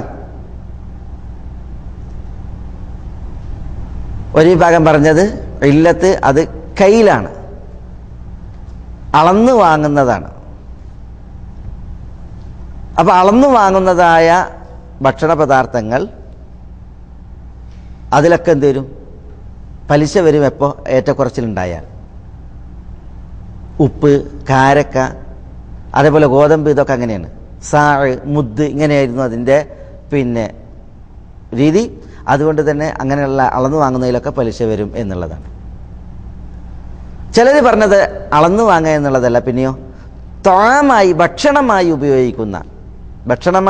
ഉപയോഗിക്കുന്ന വസ്തുക്കൾ അത് കൈമാറ്റം ചെയ്യുമ്പോൾ എന്തായിരിക്കണം? അത് തുല്യത്തിന് തുല്യമായിരിക്കണം. അപ്പോൾ അരി ഇവിടെ പറഞ്ഞിട്ടില്ല, അരി ഭക്ഷണമായിട്ട് ഉപയോഗിക്കുന്നതാണ്. അതേപോലെ തന്നെ ആ വകുപ്പിൽപ്പെട്ട ഉണക്കമുന്തിരി പോലുള്ളതൊക്കെ അതിൽപ്പെട്ട്. മറ്റു ചിലർ പറഞ്ഞത് അളന്നു വാങ്ങുകയും ഭക്ഷണമായി ഉപയോഗിക്കുകയും ചെയ്യുക, അല്ലെങ്കിൽ തൂക്കി വാങ്ങുകയും ഭക്ഷണമായിട്ട് ഉപയോഗിക്കുകയും ചെയ്യുക, അതാണ് ഇല്ലത്ത്. വേറെയും അഭിപ്രായങ്ങൾ ഇല്ലത്തിനെ നിർണ്ണയിക്കുന്ന വിഷയത്തിൽ പറഞ്ഞവരുണ്ട്. മാലിക്കികൾ പറഞ്ഞത് സ്വയം സൂക്ഷിച്ചു വെക്കാവുന്നതും ഭക്ഷണമായിട്ട് ഉപയോഗിക്കുന്നതും മായുദ്ദഖർ വയുഖ്താത്ത്, അതാണ് ഫിഖ്ഹി ഭാഷ. ഏതായാലും ഇവിടെ പ്രബലമായിട്ടുള്ള അഭിപ്രായം സ്വർണം, വെള്ളി എന്നുള്ളതിൽ സമനിയത്ത്, വിലയായിട്ട് ഉപയോഗിക്കുന്ന കറൻസികൾ പോലുള്ളത്. മറ്റേ 4 എണ്ണം കാരക്ക, ബാർലി, ഗോതമ്പ്, ഉപ്പ് പോലുള്ളത് ഭക്ഷണമാണ്, അളന്നു വാങ്ങുന്നതാണ്, അല്ലെങ്കിൽ ഭക്ഷണമാണ്, തൂക്കി വാങ്ങുന്നതാണ്. അതാണ് അതിലുള്ള ഇല്ലത്ത്. ഈ കാരണങ്ങളിൽ ഇവയോടൊക്കുന്നതൊക്കെ അതിലൊക്കെ പലിശ വരും. അതുകൊണ്ട് തന്നെ അത്തരം വസ്തുക്കളൊക്കെ കൈമാറ്റം ചെയ്യുമ്പോൾ, ഇടപാട് നടത്തപ്പെടുമ്പോൾ അത് നൂലളവിലായിരിക്കണം, കയ്യോട് കയ്യുമായിരിക്കണം, ഉറക്കമായിരിക്കണം എന്നാണ് പണ്ഡിതന്മാർ ഉണർത്തിയിട്ടുള്ളത്. അപ്പോൾ ഈ ഇല്ലത്തിലൊക്കാത്ത മറ്റു വസ്തുക്കളുണ്ടല്ലോ, ഇപ്പോൾ എണ്ണി വാങ്ങുന്നത്, അളന്ന് വാങ്ങാൻ എങ്ങനെ? പിന്നെ ഇപ്പോൾ വസ്ത്രം വാങ്ങലെങ്ങനെ? വസ്ത്രം നമ്മൾ അളന്നിട്ടാണ്. പിന്നെ 1 മുഴം 2 മുഴം 1 മീറ്റർ 2 മീറ്റർ അങ്ങനെ അളന്നിട്ട്, അല്ലാതെ നമ്മൾ പിന്നെ ഈ കയ്യിലുകൊണ്ട് അളക്കുക എന്നുള്ളതല്ല. പിന്നെ ഈ 1 മുദ് അല്ലെങ്കിൽ 1 സായ് 1 പറ ഇങ്ങനെ അളക്കണ അളവല്ല ഉദ്ദേശം. അത് ഇവിടെ പറ്റൂല. അതും കയ്യിലുമാണ്, താമുമാണ്, ഭക്ഷണവുമാണ് അളക്കുന്നതാണ് എങ്കിൽ അതിൽ പലിശ വരും. എന്നാൽ പിന്നെ നമ്മൾ തുണിയൊക്കെ വാങ്ങുമ്പോൾ 1 മീറ്റർ 2 മീറ്റർ അങ്ങനെ അളക്കുന്നത്, അതേപോലെ തന്നെ എണ്ണി വാങ്ങുന്നത്. ഇപ്പോൾ കാലികളെ വാങ്ങുമ്പോൾ ഒരു പോത്തിനെ കൊടുത്ത് 5 ആടിനെ വാങ്ങുകയാണ്. അത് അനുവദനീയാണ്. കാരണം എന്തുകൊണ്ട്? ഇവിടെ ഈ ഇല്ലത്തിൽ അവ ഒക്കണമെന്നില്ല എന്നുള്ളത് കൊണ്ട്. ഇതേപോലെ ഒരു 2 മീറ്റർ തുണി കൊടുത്ത് മറ്റൊരു തുണി 5 മീറ്റർ വാങ്ങാം. അവിടെ ഏറ്റക്കുറച്ചിലിൻ്റെ പ്രശ്നമല്ല. ഇതാണ് ആ വിഷയത്തിൽ മനസ്സിലാക്കാനുള്ളത്. ഏതിൻ്റെ വിഷയത്തിൽ? റിബൽ ഫضലുമായി ബന്ധപ്പെട്ടുള്ള വിഷയങ്ങളിൽ അതിൻ്റെ തെളിവും ആ തെളിവിനെ അടിസ്ഥാനപ്പെടുത്തിയിട്ടുള്ളതായ ഏതാനും മസ്അലകളും.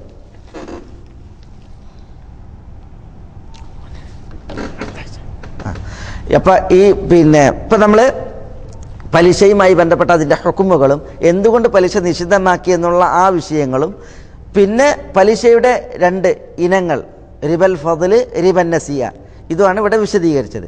ഇനി പലിശ വരുന്നതായ ചില ഇടപാടുകളുണ്ട്, പലിശ ബന്ധപ്പെടുന്നതായ ചില ആധുനിക സാമ്പത്തിക വിനിമയങ്ങളുമുണ്ട്.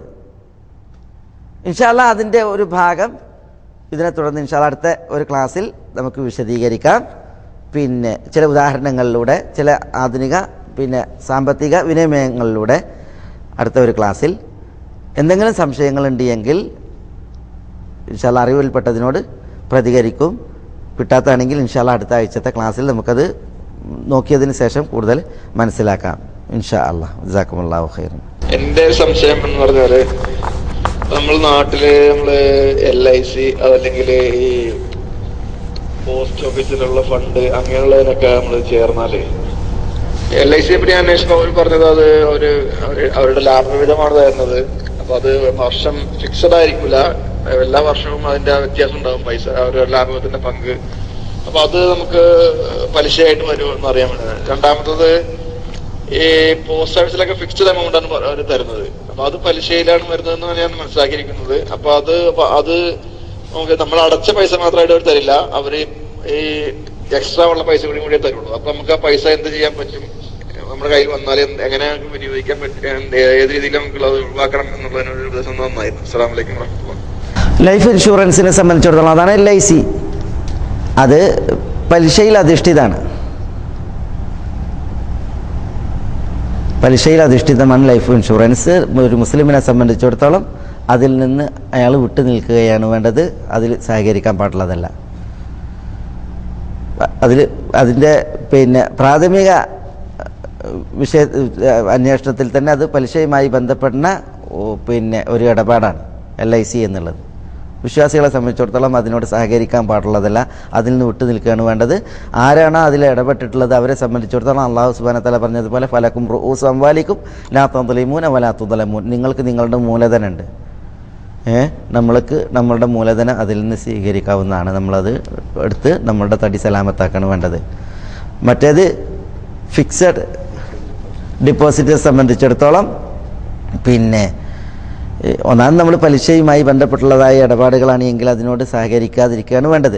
അനിവാര്യ ഘട്ടങ്ങൾ അങ്ങനെ സഹകരിക്കേണ്ടി വരുമ്പോൾ, നമ്മൾക്ക് അതിന് ഇടപെടേണ്ടി വരുമ്പോൾ, അങ്ങനെയാണ് എങ്കിൽ നമുക്ക് ഉള്ളത് എന്താണ്, നമ്മൾ ചെലവഴിച്ചതായ നമ്മുടെ മൂലധനമാണ്. ഇനി ഒരാൾ അയാളുടെ മൂലധനം തിരിച്ച് സ്വീകരിക്കുമ്പോൾ ഏറെ വരുന്നത് സ്വീകരിക്കുവാൻ അയാൾ നിർബന്ധിതനാണ് എങ്കിൽ അയാൾ അതിൽ നിന്ന് തൻ്റെ തടി സലാമത്താക്കാണ് വേണ്ടത്. എങ്ങനെ? അത് അയാളോ അയാളുടെ നിർബന്ധ ചെലവിൽ കഴിയുന്നവരോ ഉപയോഗിക്കാതെ പലിശയിൽ നിന്ന് എന്നെ രക്ഷപ്പെടുത്തുകയാണ് എന്നുള്ള നീയത്തിൽ അയാൾ അതൊരു മറ്റ് ഒരു വഴിയിലേക്ക് മാർഗത്തിലേക്ക് ചെലവഴിക്കുകയാണ് വേണ്ടത്. ഒന്നുകിൽ ഏതെങ്കിലും ഒരു പൊതുപ്രവർത്തനത്തിനോ അല്ലെങ്കിൽ ഒരു പൊതു സംരംഭത്തിനോ അത് വിനിയോഗിക്കുക.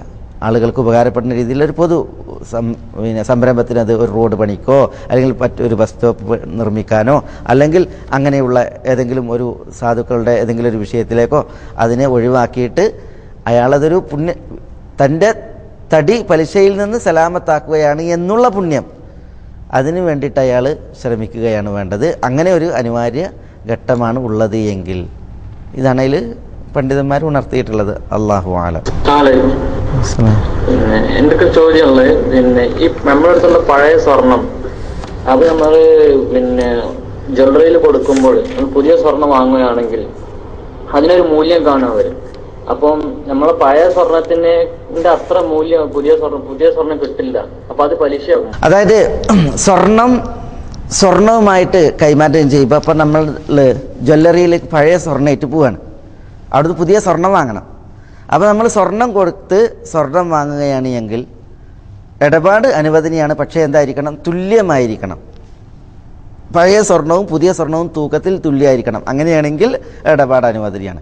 അതേസമയം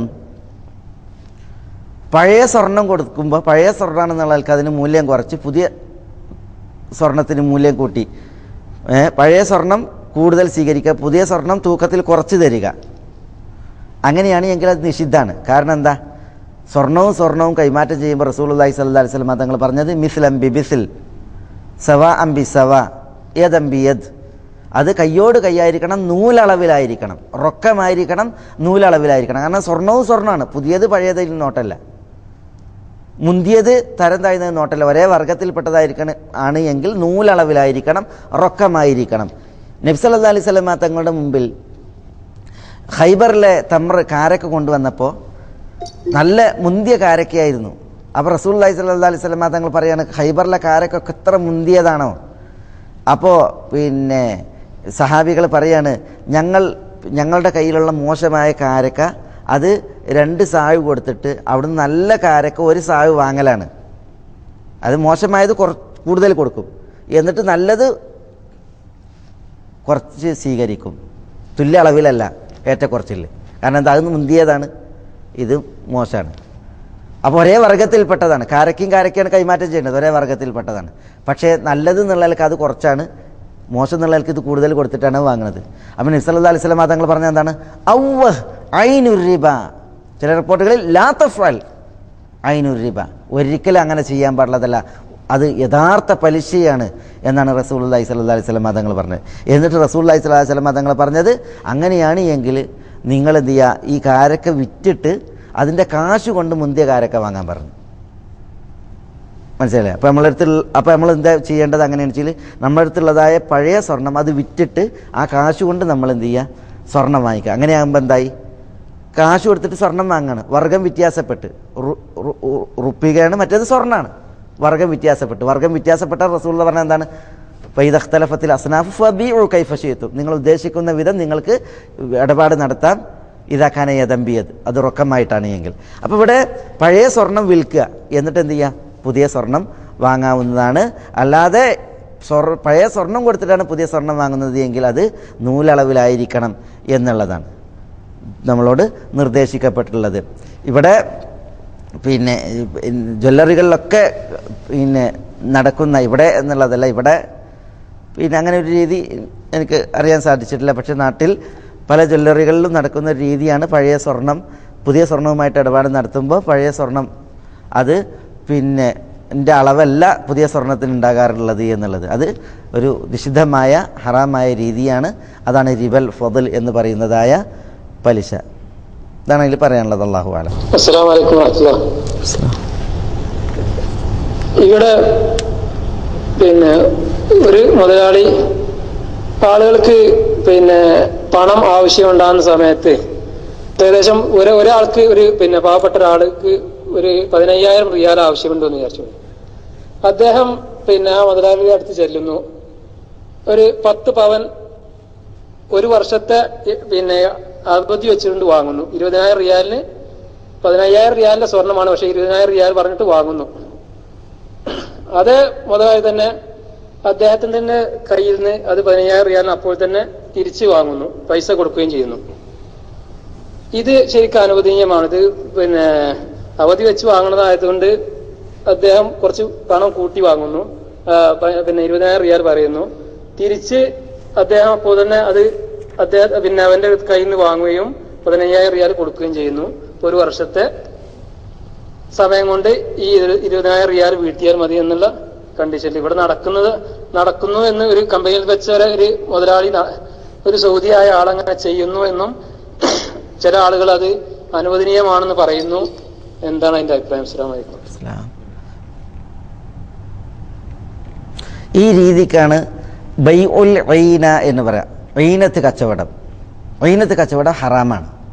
കാരണം ഈ രീതിയിലുള്ള ഐനത്ത് കച്ചവടം ഹറാമാക്കാനുള്ള കാരണം പലിശക്ക് വേണ്ടിയിട്ടുള്ള തന്ത്രമാണത് എന്നാണ്. പലിശക്ക് വേണ്ടിയിട്ടുള്ള ഹീലത്ത്, കുതന്ത്രമാണ് പ്രയോഗിക്കുന്നത്. പലിശ വാങ്ങാനുള്ള ഒരു കുതന്ത്രമാണ്. മനസ്സിലായില്ലേ? ഇതിനാണ് ഐനത്ത് കച്ചവടം, ബൈഉൽ ഐന എന്ന് പറയാം. റസൂലുള്ളാഹി സ്വല്ലല്ലാഹി അലൈഹി വസല്ലം തങ്ങൾ അത് നിഷിദ്ധമാക്കിയിട്ടുണ്ട്. നബി സ്വല്ലല്ലാഹി അലൈഹി വസല്ലം തങ്ങളിൽ നിന്ന് ഉള്ള ചില ഹദീസുകളിൽ അത് വിലക്കിക്കൊണ്ടുള്ളതായ പരാമർശം വന്നത് കാണാൻ സാധിക്കും.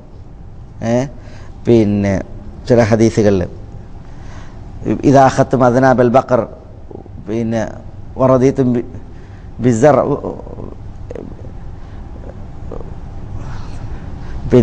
തുടങ്ങിയിട്ടുള്ള ഒരു ഹദീസിൽ നിങ്ങൾ ഐനത്ത് കച്ചവടം നടത്തുകയും ചെയ്തിട്ടുണ്ടെങ്കിൽ അള്ളാഹു സുബ്ഹാനഹു വ തആല ശത്രുവിനെ കൊണ്ട് നിങ്ങളുടെ മേൽ മേൽക്കോയ്മ നേടിക്കും എന്നറിയിക്കുന്നതായ ഒരു ഹദീസ്.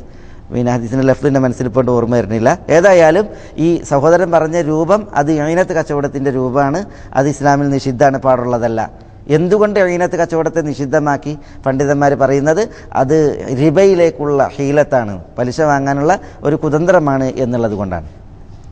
ഇതാണ് പറയാനുള്ളത്. അല്ലാഹു അലം. കേൾക്കുന്നുണ്ടോ? ഓക്കെ.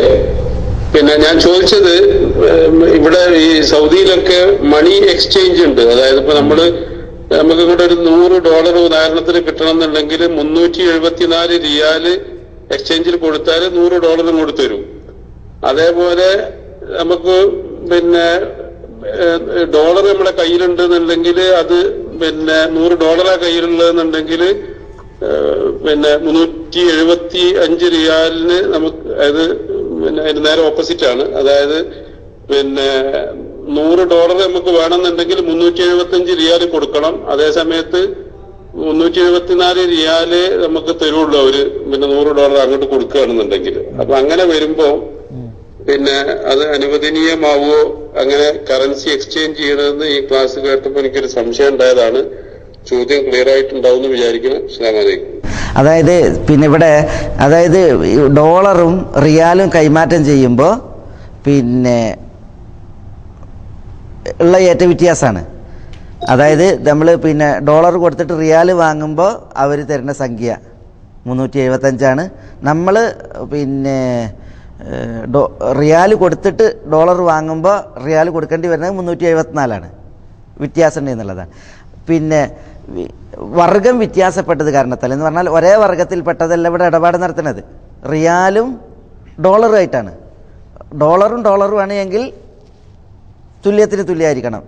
റിയാലും ആണെങ്കിൽ തുല്യത്തിലായിരിക്കണം. അതേസമയം ഡോളറും റിയാലുമായിട്ട് കൈമാറ്റം ചെയ്യുകയാണ് എങ്കിൽ പറഞ്ഞത് എന്താണ്? റസൂലുള്ളാഹി സ്വല്ലല്ലാഹി അലൈഹി വസല്ലം തങ്ങൾ പറഞ്ഞത് ഫബീഉ കൈഫ ശിഅ്തും, നിങ്ങൾ ഉദ്ദേശിക്കും വിധം നിങ്ങൾക്ക് ഇടപാട് നടത്താം. ഇദാ കാന യദൻ ബിയദ്, അത് റൊക്കമാണ് എങ്കിൽ നിങ്ങൾ ഉദ്ദേശിക്കും വിധം നിങ്ങൾക്ക് ഇടപാട് നടത്താമെന്നാണ്. ഏറ്റക്കുറച്ചിൽ വ്യത്യാസമല്ല. ഏറ്റക്കുറച്ചിലുണ്ടായി എങ്കിൽ എന്തില്ല, വ്യത്യാസമല്ല എന്നുള്ളതാണ്. അപ്പോൾ തുല്യ അളവ് തന്നെ ആയിക്കൊള്ളണമെന്നില്ല, നൂലളവിൽ തന്നെ വേണമെന്നില്ല. വർഗ വ്യത്യാസം ഉണ്ട് എങ്കിൽ പക്ഷേ എന്തായിരിക്കണം, അത് റൊക്കമായിരിക്കണം, നമ്മൾ കൈയോട് കൈമാറ്റം ചെയ്യുന്നതായിരിക്കണം എന്നുള്ളതാണ് അതിലടിസ്ഥാനം. അതുകൊണ്ട് തന്നെ ഇതിൽ ഈ ഏറ്റക്കുറച്ചിലെ ഒരു നിഷിദ്ധം വരുന്നത് മനസ്സിലാക്കാൻ സാധിക്കണില്ല. അല്ലാഹു ആലം. നാട്ടിൽ ഇപ്പൊ ബാങ്ക് അക്കൗണ്ടിൽ പലപ്പോഴായിട്ട് കുറച്ച് പൈസ പല ടൈമിലായിട്ട് പലിശയായിട്ട് വന്നിട്ടുണ്ട്. അത് ഏതെങ്കിലും രീതിയിൽ എടുത്ത് ഉപയോഗിക്കാം. അപ്പൊ നാട്ടില് ലോൺ എടുത്ത് പലിശ കൊടുക്കാൻ ബുദ്ധിമുട്ടുന്നവരെ സഹായിക്കുക, അങ്ങനെ വല്ലതും ചെയ്യൽ അനുവദനീയമാണോ? അസ്സലാമു അലൈക്കും. പലിശ വന്നു പോയിട്ടുണ്ട് എങ്കിൽ പലിശയിൽ നിന്ന് തടി സലാമത്താക്കുകയാണ് വേണ്ടത്. ഒരാൾ പലിശയിൽ നിന്ന് തൻ്റെ തടിയെ സലാമത്താക്കുകയാണ് വേണ്ടത്. പണ്ഡിതന്മാരിൽ ചിലർ പറഞ്ഞത് ആ പലിശ റസൂലുള്ള പറഞ്ഞത് ഫമൻ സാദ വിസ്ദാദ ഫഖദ അർബ എന്നാണ്. വല്ലവരും വർദ്ധിപ്പിച്ചു അല്ലെങ്കിൽ വർദ്ധിപ്പിച്ച് ആവശ്യപ്പെട്ടെങ്കിൽ എന്താണ് പലിശയാണ് എന്നാണ്. അതുകൊണ്ട് പലിശ ഇടപാടിൽ ബന്ധപ്പെട്ടിട്ടുണ്ടെങ്കിൽ പറയപ്പെട്ടതായ നാശം വരാതിരിക്കാൻ നമ്മളേക്ക് തിരിഞ്ഞു നോക്കണ്ട എന്ന രീതിയിൽ പറഞ്ഞവരുണ്ട്. അതേസമയം പല പ്രാമാണികരായ പണ്ഡിതന്മാരും പറഞ്ഞത് അങ്ങനെ പലിശ വന്നു പോയിട്ടുണ്ട് എങ്കിൽ നമ്മൾ അത് ഉപയോഗിക്കാൻ പാടുള്ളതല്ല. നമ്മളുടെ ചെലവിനോ കാര്യത്തിനോ നമ്മൾ ഉപയോഗിക്കാൻ പാടില്ല. അതേപോലെ തന്നെ നമ്മളുടെ നിർബന്ധ ചെലവിൽ കഴിയേണ്ട നമ്മുടെ ഭാര്യ, നമ്മുടെ മക്കൾ, നമ്മുടെ മാതാപിതാക്കൾ, ഇവർ നമ്മുടെ നിർബന്ധ ചെലവുള്ളവരാണ്. അവരുടെ ചെലവിനും അത് ഉപയോഗിക്കാൻ പാടുള്ളതല്ല. അതേസമയം പലിശയിൽ നിന്ന് ഞാൻ രക്ഷപ്പെടുകയാണ്, അതിന് രക്ഷപ്പെടണം. എന്നാൽ ആ പലിശ മറ്റൊരു ദുർവിനിയോഗത്തിന് പോകാനും പാടുള്ളതല്ല. ആ നിലക്ക് ഒരാൾ തൻ്റെ തടിയെ സലാമത്താക്കാൻ വേണ്ടിയിട്ട് അത് ഏതെങ്കിലും മാർഗേണ വിനിയോഗിക്കുകയാണ് വേണ്ടത്. ആ മാർഗം ഒന്നുകിൽ ഒരു പൊതു കാര്യങ്ങൾക്കാവാം, അല്ലെങ്കിൽ മറ്റേതെങ്കിലും ഇതേപോലെ വലഞ്ഞ ഏതെങ്കിലും ആളുകളുടെ വിഷയത്തിലാണെങ്കിൽ അങ്ങനെയാവാം. പക്ഷേ അവിടെ ലക്ഷ്യം, ഉദ്ദേശം അള്ളാഹു ഹറാമാക്കിയ പലിശയിൽ നിന്ന് ഞാൻ സുരക്ഷിതനാവുകയാണ്, ഞാനത് നിന്ന് നിരുത്തരവാദിയാകുകയാണ് എന്നുള്ളതായിരിക്കണം. അങ്ങനെയാണ് പണ്ഡിതന്മാരിൽ പലരും, പ്രാമാണികരായ പണ്ഡിതന്മാർ പറഞ്ഞിട്ടുള്ളത്. അത് ശരിയായിട്ട് അടുത്ത അഭിപ്രായമായിട്ട് മനസ്സിലാക്കാൻ സാധിക്കുന്നു. അല്ലാഹു അലം. അസ്സലാമു അലൈക്കും വറഹ്മത്തുള്ളാഹി. ഉസ്താദ്, ഞാൻ നേരത്തെ ഫസ്റ്റ് ചോദിച്ചതിന് ഒരു അനുബന്ധ ചോദ്യം ചോദിക്കാൻ വേണ്ടിയിട്ടാണ്. അതായത് LICനെ സംബന്ധിച്ചാണ്.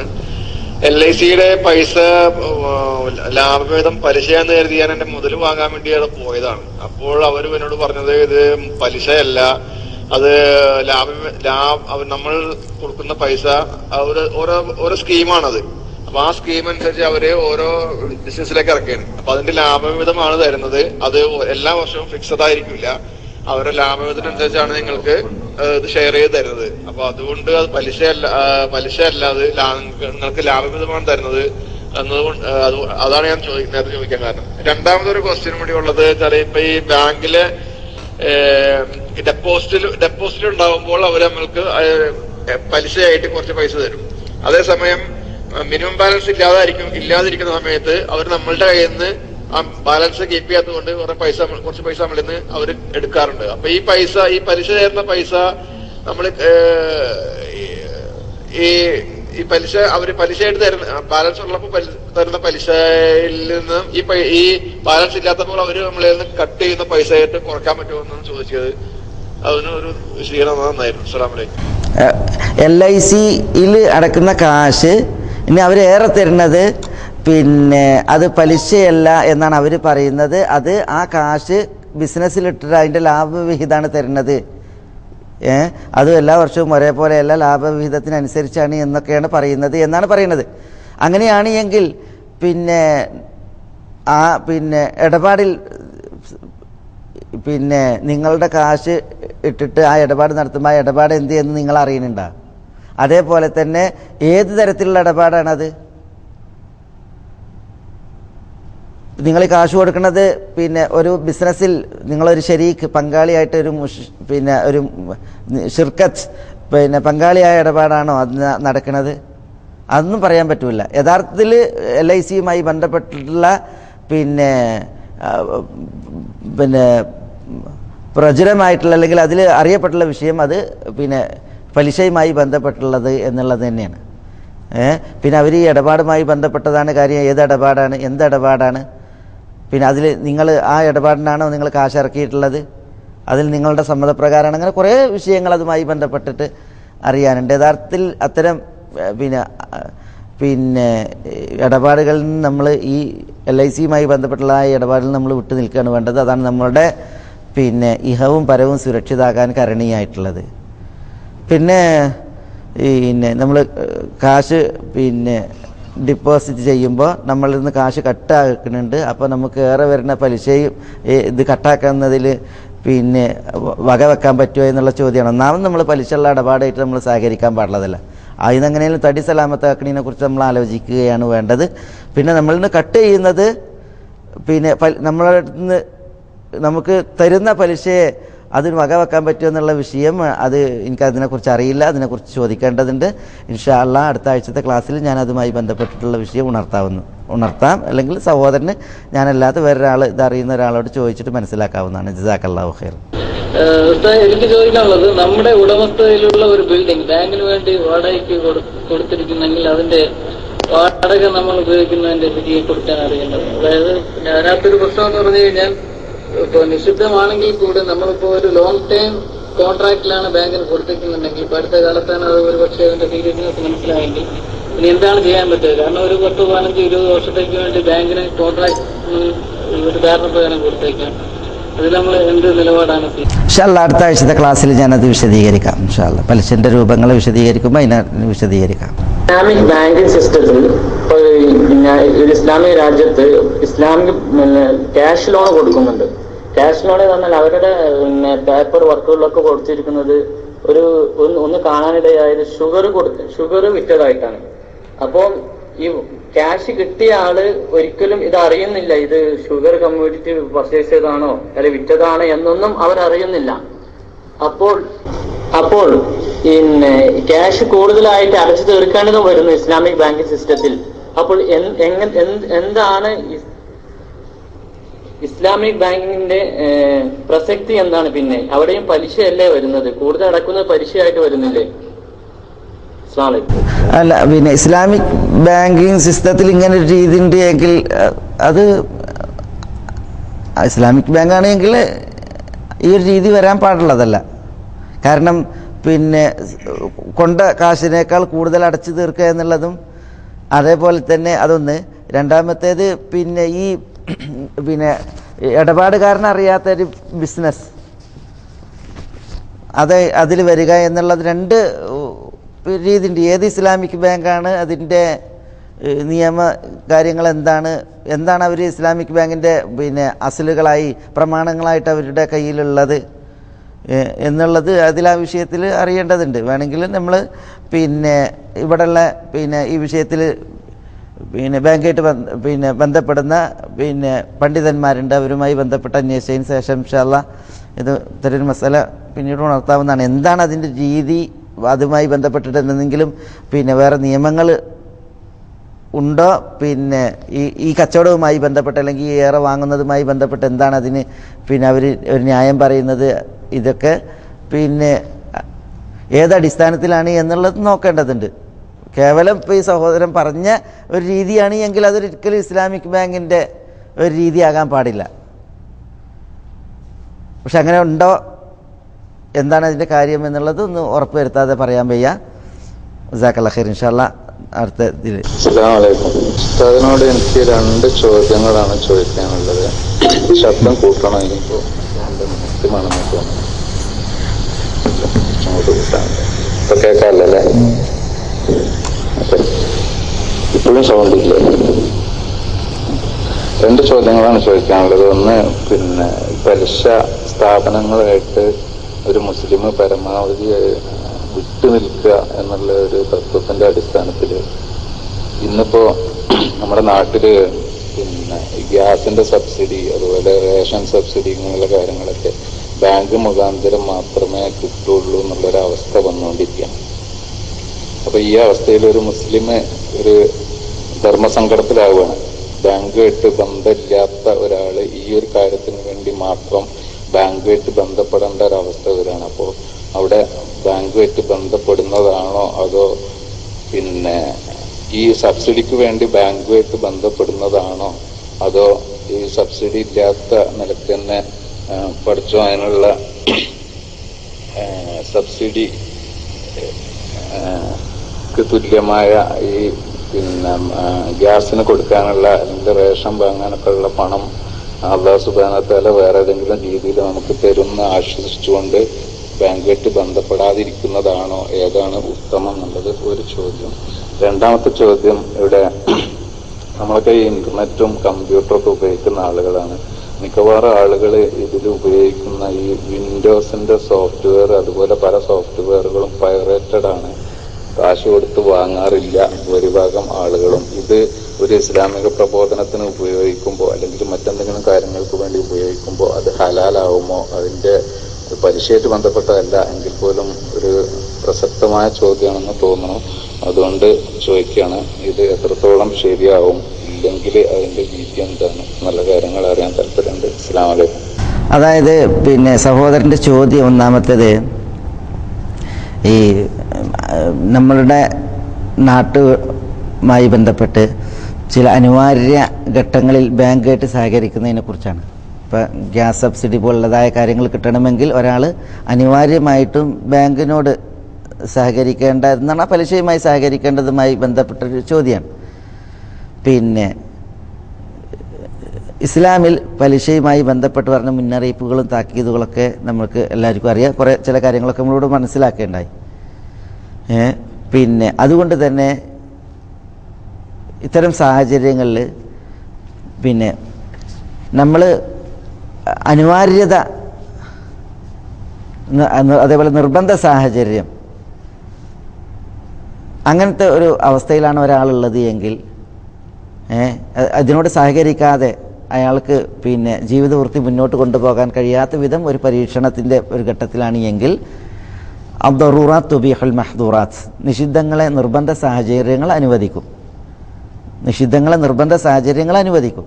പക്ഷേ ആ നിഷിദ്ധങ്ങൾ അല്ലെങ്കിൽ നിർബന്ധ സാഹചര്യം അത് നിർണ്ണയിക്കപ്പെടേണ്ടതുണ്ട്. അദ്ദറൂറത്ത് തുഖദ്ദറു ബിഖദരിഹ, അതിൻ്റെ പിന്നെ അത് കണക്കാക്കേണ്ടതുണ്ട്.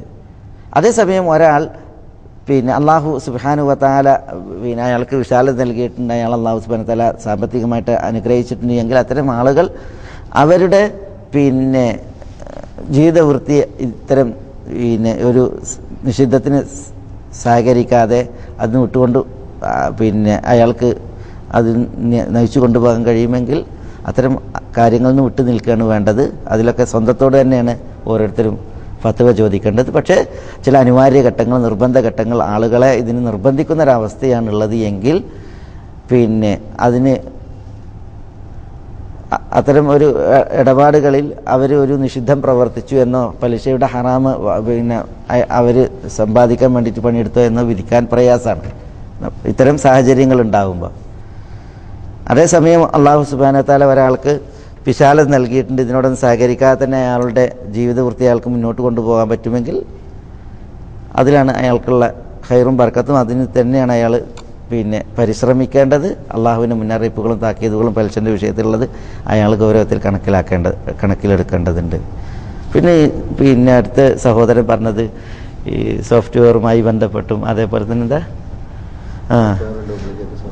എനിക്ക് അതിനാ വിഷയത്തിൽ ഞാനൊരു പിന്നെ അറിവില്ലാത്ത ആളാണ്. അതുകൊണ്ട് എനിക്കതിനെക്കുറിച്ച് പിന്നെ പറയാൻ കഴിയില്ല. ഞാൻ വേണമെങ്കിൽ ആ ഒരു വിഷയം എന്താണ് അതിൻ്റെ കാര്യം, എന്താണ് ആളുകൾ അതിലിടപെടുന്നുള്ളത് പിന്നെ ചോദിച്ചതിന് ശേഷം വേണമെങ്കിൽ അടുത്ത ആഴ്ച പ്രതികരിക്കാം. വജസാക്കുമുല്ലാഹു ഖൈറ. സുബ്ഹാനകല്ലാഹുമ്മ റബ്ബനാ ബിഹംദിക അശ്ഹദു അല്ലാ ഇലാഹ ഇല്ലാ അൻത അസ്തഗ്ഫിറുക വഅതൂബു ഇലൈക. അസ്സലാമു അലൈക്കും വറഹ്മത്തുള്ളാഹി.